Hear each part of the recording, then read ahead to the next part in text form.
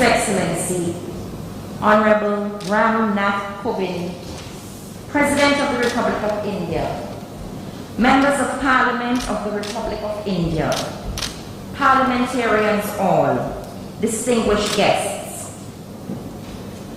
When the history of our nation is written, the chapters on parliamentary sittings will be warmly adorned by the memory of this visit, one which brings us face to face at a time when most all else over the past 2 years has been virtual.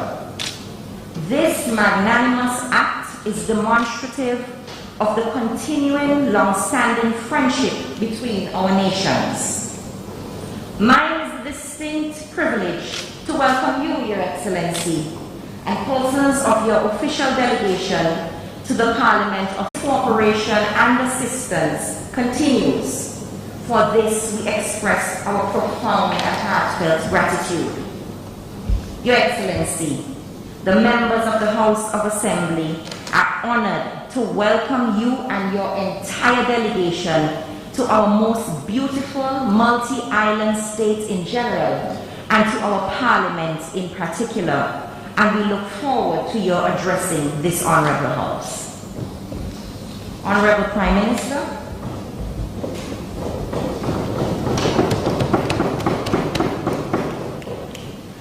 Madam Speaker, honourable members, on behalf of our government and people, I formally welcome to St. Vincent and the Grenadines His Excellency Kovind, the President of the Republic of India, his wife, his daughter and official delegation. I take this opportunity to express solidarity, greetings to my friend, the Honorable Narendramodi, the Prime Minister of India, his family, his government, and the magnificent people of India.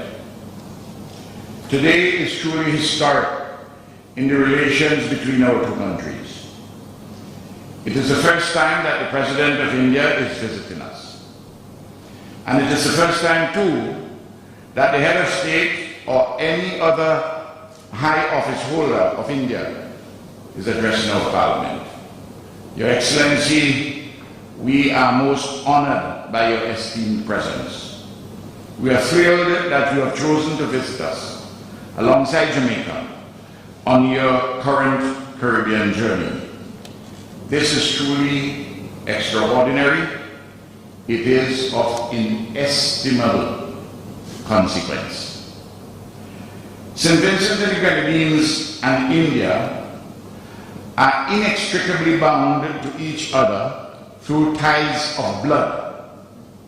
Our commitment to democratic values and liberty, our stance of non-alignment from hegemonic power blocks globally, our quest for peace, security and progress for all nations and peoples, and our practical bonds of friendship grounded in high principle and mutual interests. Your Excellency's visit will undoubtedly strengthen further our existing unbreakable ties that bind. Your Excellency, between 1861 and 1881, the records show that 2,472 citizens of colonial India were brought to colonial St. Vincent as indentured servants to work mainly on the plantations owned by Anglo-Saxons.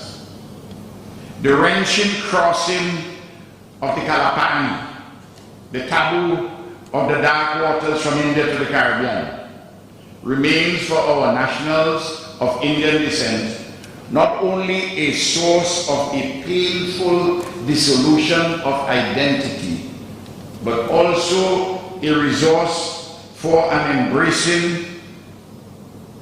enduring embrace of India and a simultaneous reconstruction of life and living in our Caribbean, in our St. Vincent and the Grenadines.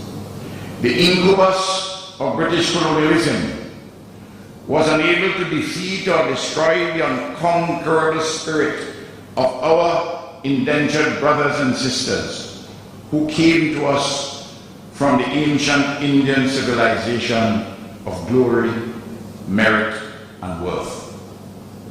Through the fever of our history and the process of creolization, the disparate strands of our population mix: indigenous Kalinago and Garifuna, descendants of enslaved African bodies, of indentured Madeirans and Indians, of the Anglo-Saxon planter merchant elite, and the more recent arrivals from the Middle East. All of these have evolved into an integrated whole, a metaphoric symphony of oneness, in which the occasional dissonances are resolved or muted through informal, even invisible cultural wellsprings or our formal institutions. From all this has arisen a genius of our people, exemplars of social cohesion, inclusiveness, tolerance, and social solidarity in life, living, and production. Your Excellency, daily in innumerable ways, the presence of India is felt in our country beyond the impact of our treasured nationals who are the descendants of indentured servants from 19th century India. Today, professionals from India in various fields, including medicine, engineering, project management, information technology, and teaching, have come to live and work among us. Many have become naturalized citizens of our country. Many have children who are Vincentians by birth. Through the outreach of the Indian government, the Global Organization for Persons of Indian Descent, the Indian Heritage Foundation of St. Vincent and the Grenadines, and with the active support of the government of our country, the joinder between our two civilizations is deepening and broadening. This is a most uplifting enterprise. We commemorate in remembrance and hopefulness Indian Arrival Day every year in the month of June. And of course, our people have arguments about whether Brian Lara or Sachin Tendulkar is the best batsman of the 21st century. We watch the IPL on TV, and we all have our favorite teams. And many of our people are Bollywood fans. Practically all of us are fond of Indian cuisine. And the list goes on. And on the 21st of June every year, we ought to follow India's lead in embracing the invaluable gift of the International Day of Yoga to aid the unity of our minds and bodies, thoughts and action, health and well-being. Your Excellency, there is a beauty, an amazing grace and wondrous ease in the telling story of the close bilateral nexus between our two geographically distant countries of unequal power, conjoined within the frame of a multilateralism of nobility and compelling congruence. Our Caribbean civilization, including its Vincentian component, is young, searching, and enterprising. That of India is old, revered, and vibrant. St. Vincent and the Grenadines has a population of 110,000. India's population is 1.38 billion, marginally second only to that of China. St. Vincent and the Grenadines' landmass is 150 square miles. India's territory covers 1.269 million square miles, the seventh largest in the world. St. Vincent and the Grenadines has a gross domestic product of US 870 million. India's is 3.54 trillion US dollars, the fifth largest economy in the world and the fastest growing this year. India is a growing world power which cannot be ignored. St. Vincent and the Grenadines, a small island developing state, insisting on its rightful place at the global table. Still, These unequal measures hamper not our close friendship. We work with each other in an equitable partnership in this complicated, challenging world to make our lives more secure, more peaceful, more prosperous, more inclusive for all humanity. Globally, India is supportive of the small island developing states. We share similar perspectives on climate change, on biodiversity, land degradation and desertification. We work closely together at the United Nations on practically every issue arising from the global political economy, including the reform of the United Nations itself, particularly in respect of the structure and functioning of the Security Council. And we are in sync on the 17 Sustainable Development Goals, the achievement of which both our countries are deeply committed. Further, our bilateral cooperation in education, cultural exchanges, science, technology, health, solar energy, disaster preparedness, quick impact projects, and the arrowroot industry, among others, are very beneficial to our country. And through an initiative with CARICOM, India has offered our region a generous line of credit of US $150 million. St. Vincent and Grenadines is keen on deepening and broadening our relations. Importantly, we have accorded favorable consideration to the establishment of a diplomatic mission in India, a subject that I have discussed with Prime Minister Modi. I expect that this will be effected in 2023. I very much look forward to the informal discussions with Prime Minister Modi and our further work together when we meet next month at the Commonwealth Heads of Government in Kigali, Rwanda. We are in search of investors from India and enhanced trade, particularly through regional initiatives. Your Excellency, Madam Speaker, honorable members, personally, I fell in love with the nobility of the Indian, African, Arab, and Latin American civilizations some 55 years ago. I'm still in love with these. And all the world civilizations, the majesty of humanity. I was 1 year old when India became independent. I have watched India develop extraordinarily under an array of distinguished leaders, from Jawaharlal Nehru to Narendra Modi. Your Excellency, please inform the people of India that, among other things, India lives in the heart and the mind of the Prime Minister of St. Vincent and the Grenadines, and of each Vincentian at home and abroad. Long may all this so remain, a unison between the civilizations of India and our Caribbean, our St. Vincent and the Grenadines. Welcome again, Your Excellency, and thank you.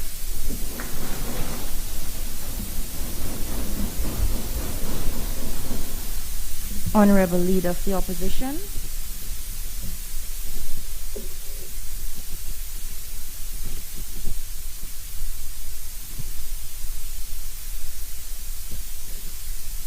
Thank you. Thank you, Madam Speaker. Your Excellency,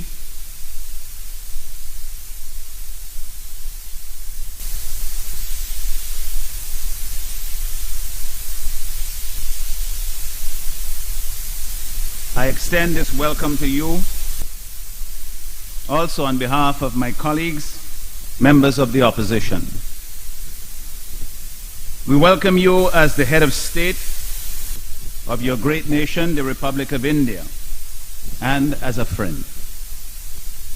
I trust that your journey here, though long, was buoyed with expectations about what you would see here and who you would greet.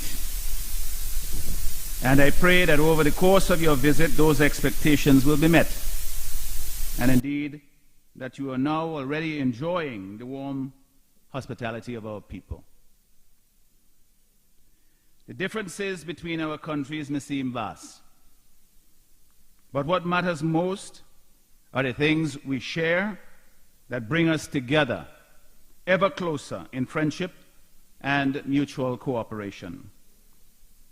In a world riven by enmity and strife, often caused by manufactured prejudice and exaggerated fears, we who get along well together must do all we can to promote peace, justice, and harmony in the world. We come from opposite sides of the world. You from the east, we from the west. You are a great and ancient civilization, interrupted by colonial rule, but once more on a path to wonderful things. Of your own choosing, forged by your own hands. We are a young nation, comprised of the original peoples, Kalinago and Garifuna, and newer arrivals, including Indians, who came during colonial times, and we too are striving to make our way in the world. You are the second largest nation on earth by population. We are one of the smallest. Yet, you honor us by choosing to visit. This tells us that the differences mentioned, though seemingly large, are in fact small matters in comparison with the common values and other things that we share. We share similar institutions of government and a commitment to human rights and democracy.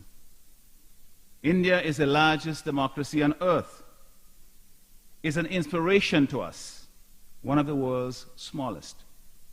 Like you, we believe that despite setbacks from time to time and the constant and often rancorous noises of the process at work, democracy is still the best form of government that humans have yet devised.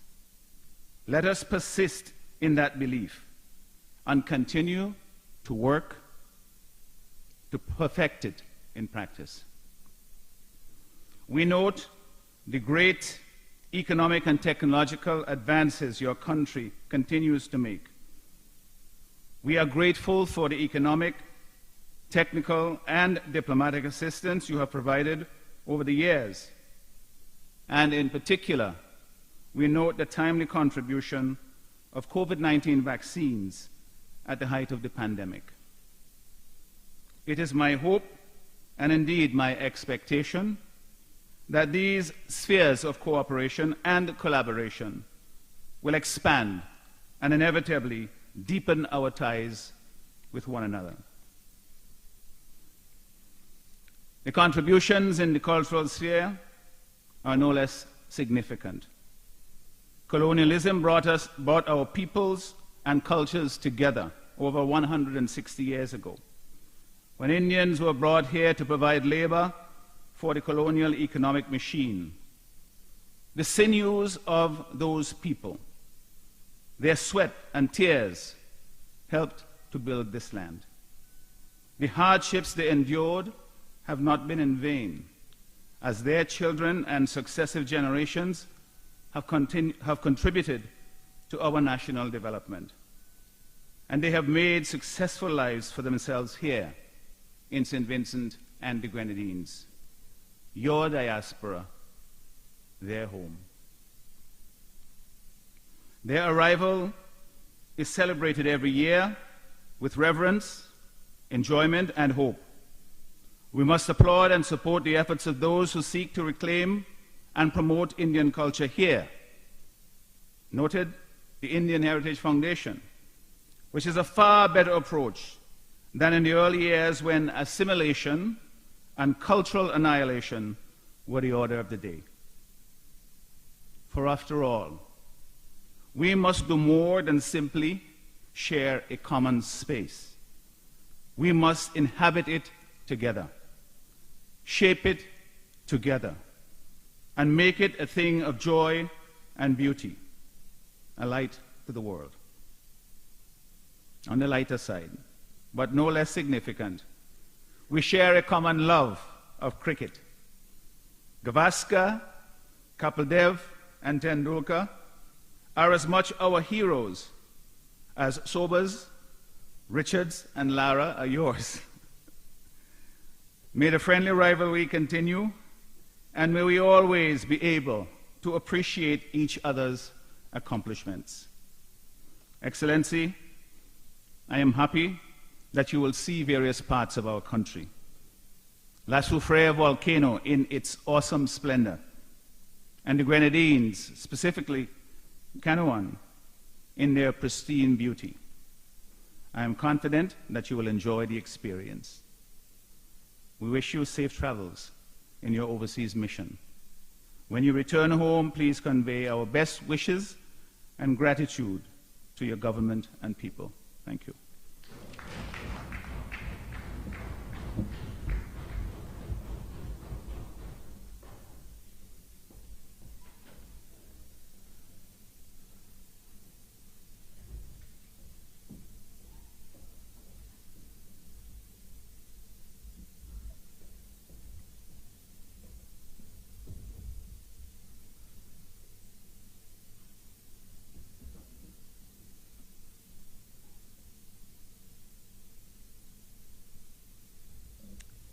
His Excellency, President of the Republic of India.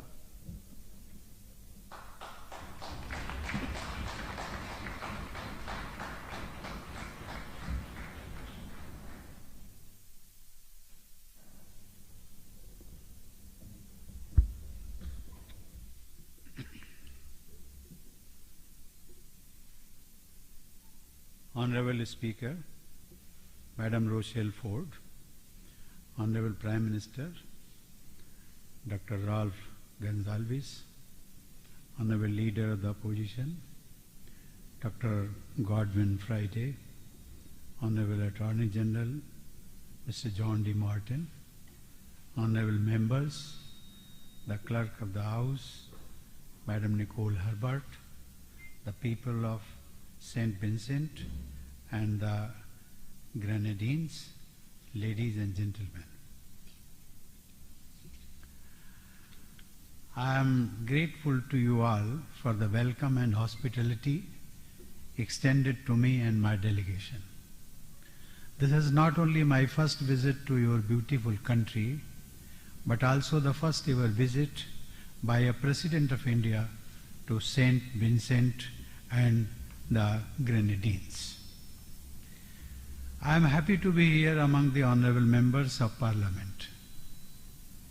Being a legislator entails a deep sense of commitment and dedication in order to realize the dreams and aspirations of our people. India and St. Vincent and the Grenadines have historical relations established by our forefathers years ago, even before our countries had become independent.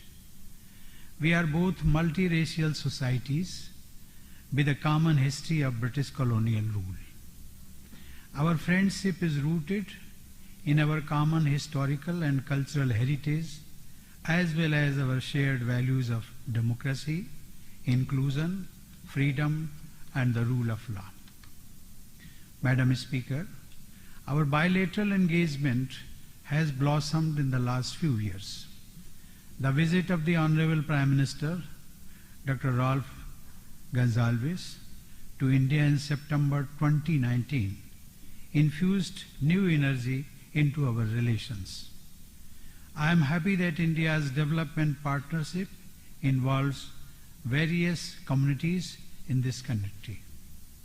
I am glad to note that projects such as the Bakvi market repairs and restoration, the community development project for Glenside village Mariaqua, and the rehabilitation and transformation of the Sat Valley agriculture depot into a processing and training facility have either been completed or are at an advanced stage of completion. India has stood by St. Vincent and the Grenadines during this COVID pandemic as well. As a symbol of our solidarity with the people of St. Vincent and the Grenadines, a shipment of life-saving drugs and protective gear were dispatched at the start of the pandemic. India had also sent made in India Covishield vaccines last year. India engages with the SVG at the regional level in the CARICOM, which has more than 1 million strong Indian diaspora. We appreciate SVG's active participation in the various activities on our agenda with the CARICOM. We deeply value our ties with the CARICOM, which is one of the oldest integration groupings in the region. India will continue to partner with this regional mechanism in addressing the challenges on the front of development and other issues. We live in a world characterized by multiple linkages among nation states and people across the world. Today, more than ever before in human history, the international community is linked together at multiple levels. Modern supply chains make economic interlinkages deep. Technology has no borders. Our families and friends live across the globe, and we all are consumers of global products and services. The transcontinental migration of people going back many centuries now adds a special dimension to this global connect. The presence of Indo-Vincentians is a fine example of this connect. People from India who came here in the 19th century as indentured labor subsequently became an integral part of your society. Madam Speaker, today's closely connected world has brought immense benefits to people around the globe through opening up of new markets, new educational and employment opportunities, greater access to information, and new vistas for countries to engage with the outside world. This globalized world order has also brought its own set of challenges. Climate change, political conflicts threatening international peace and security, cross-border terrorism, supply chain disruptions are some of the major global challenges that impact us all. Nation-states would have to look beyond their narrow self-interests in tackling these challenges for the well-being of our future generations. Ladies and gentlemen, multilateralism is more relevant in today's interconnected and interdependent world than it was at any time in our shared history. Multilateralism ought to be used as an instrument to promote a strong, sustainable, balanced, and inclusive growth in all nation states. However, for multilateralism to remain relevant and effective, institutions need to be reformed. Structures and institutions that emerged after the two world wars focused on one major issue, that of preventing another world war. To tackle the complex issues of today, the new world order that we seek to build is to be an inclusive world order, where every country can express its legitimate interests. This can only happen by way of an expanded and better designed representation system in key global institutions. Madam Speaker, it is important, therefore, to ponder upon and examine whether the current world order with the United Nations and its institutions is adequately serving the global community in addressing these complex challenges. Our objective in advocating for an inclusive world order is to promote a universal, rules-based, open, transparent, predictable, non-discriminatory, and equitable multilateral system. The need of the hour is, therefore, reform of global institutions with the UN Security Council at its core, to to reflect the contemporary global reality. Madam Speaker, on this issue, India and St. Vincent and the Grenadines share common interest, approach and understanding. Both our countries are part of the 42-member developing countries platform of the L69 group.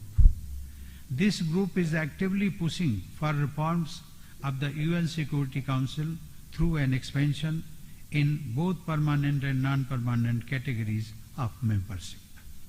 Madam Speaker, I congratulate St.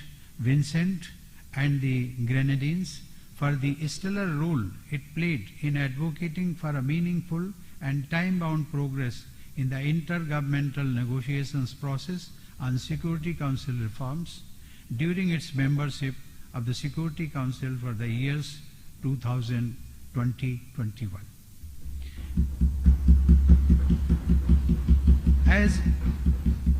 As India celebrates 75 years of its independence, we are taking forward our engagement with the world in line with our philosophy of Vasudhaiva Kutumbakam, or the world is one family. In India, my government's motto is Sabka Saath, Sabka Vikas, Sabka Vishwas and Sabka Prayas.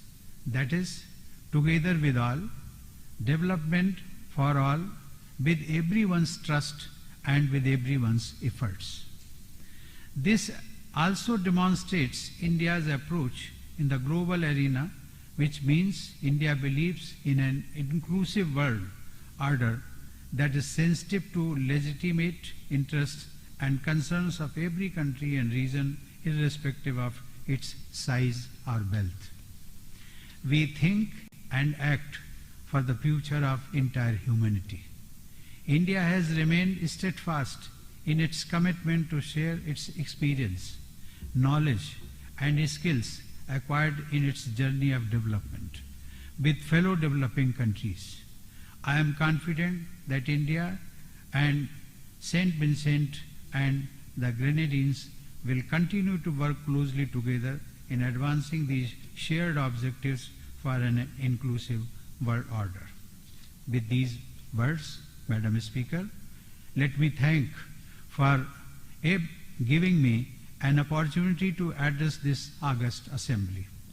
It is an honor for me to be here today on behalf of the world's largest democracy. It was a pleasure sharing my thoughts with you. I wish the people of India and St. Vincent and the Grenadines a very bright future. Thank you.